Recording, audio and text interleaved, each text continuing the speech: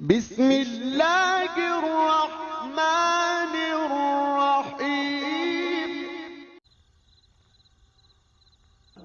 رسول اللہ صلی اللہ علیہ وسلم نے فرمایا، عادی شرابی یعنی جو عادتاً شراب پیتا ہے، جادو پر ایمان رکھنے والا اور قطع رحمی کرنے والا جنت میں داخل نہ ہوگا۔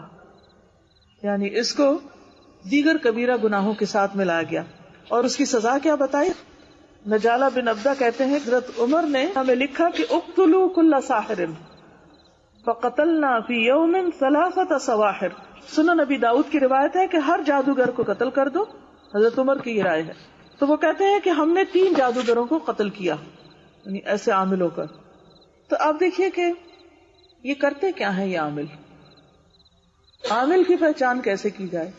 جادو کی سب سے بڑی علامت گرہ لگانا ہوتا ہے۔ کسی دھاگے میں، تار میں جب کوئی گرہ لگا کے کچھ پڑے تو سمجھو یہ جادو کر رہا ہے، چاہے وہ گھر کے اندر ہو یا گلی میں بیٹھا ہو یا کسی کاروبار میں لگا ہوا ہو، چاہے کوئی کتنا بھی بڑا حافظ، عالم، معلم، مولوی صاحب، پیر صاحب کوئی بھی ہو، لیکن اگر وہ دھاگے میں گرہ لگا کے کچھ پڑھ رہے ہیں تو یہ جادو کا عمل کر رہے ہیں۔ یہ سب سے پہلی پہچان۔ کوئی شخص اگر آپ کا علاج اس طرح کرنا چاہے تو فوراً وہاں سے اٹھ جائیے اور وہ دھاگا کاٹ دیجیے۔ کوئی لا کے بھی آپ کو دے، قطعاً اس دھاگے کو استعمال نہیں کیجیے، کیونکہ یہی جادو کرنا ہے اور یہی کفریہ کام ہے۔ پھر اسی طرح بعض اوقات کچھ پڑھ کے پھونکتے ہیں، کچھ الفاظ ہوتے ہیں جن کو بولتے ہیں اور کئی دفعہ وہ سمجھ نہیں آتے، وہ عربی کے نہیں ہوتے، کوئی ایسے شیاطین کو پکار رہے ہوتے ہیں، جنوں کے نام وغیرہ ہوتے ہیں۔ بعض اوقات لکھتے ہیں، بعض اوقات پڑھ کر ہوا میں پھونکتے، بعض اوقات کسی کھانے میں کوئی چیز ملا دیتے، کسی کھانے پہ پڑھ دیتے اور اس مطلوبہ شخص جس پر جادو مقصود ہوتا ہے اس کو کھلا دیتے ہیں۔ تو اس سے کیا ہوتا ہے؟ اس شخص کے جسم، دل اور عقل پر وہ چیزیں اثر انداز ہونے لگتی ہیں اگر اللہ کا اذن ہو جائے۔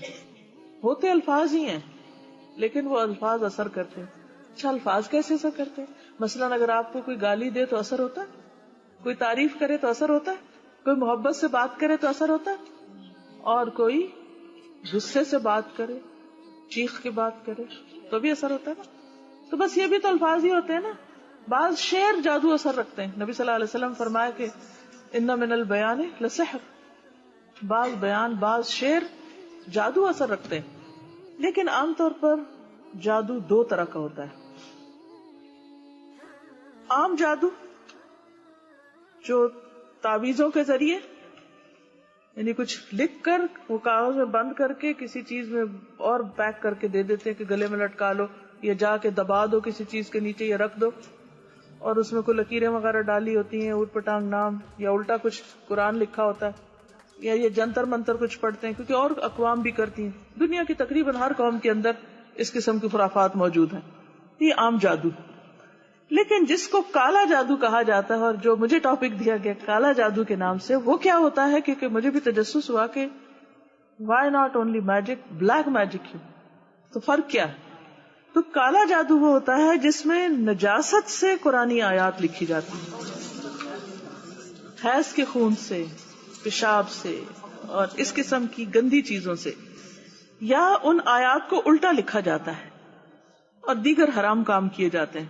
شیاطین کو خوش کرنے کے لیے بعض اوقات قرآن پاک کو پاؤں کے نیچے روندا جاتا ہے اور بہت ہی غلط قسم کی حرکات کی جاتی ہے۔ اس لیے یہ سخت قسم کا جادو ہوتا ہے اور اس کا کرنے والا یقیناً کافر ہوتا ہے، کیونکہ وہ شیطانوں سے مدد لیتا ہے، وہ کام کرتا ہے جس سے شیطان خوش ہو۔ بعض اوقات کسی انسان کا قتل تک کر دیا جاتا ہے کیونکہ وہ کہتے ہیں کہ بچے کے گردے نکال کے لاؤ یا کسی کا دل نکال کے لاؤ، پھر اس دل کے اندر وہ چیز رکھتے ہیں اور اس کو بند کر کے دفن کرتے ہیں۔ اچھا، بعض اوقات وضو کے بغیر نماز پڑھتے ہیں جادوگر، اللہ کا نام لیے بغیر جانور ذبح کرتے ہیں، بعض اوقات اور بھی حرام کام کرتے ہیں جن کا ذکر کرنا بھی زبان خراب کرنے والی بات ہے، لیکن آپ کو سمجھ تو آ گئی۔ ہر الٹا غلط کام جس سے شیطان خوش ہو جائے۔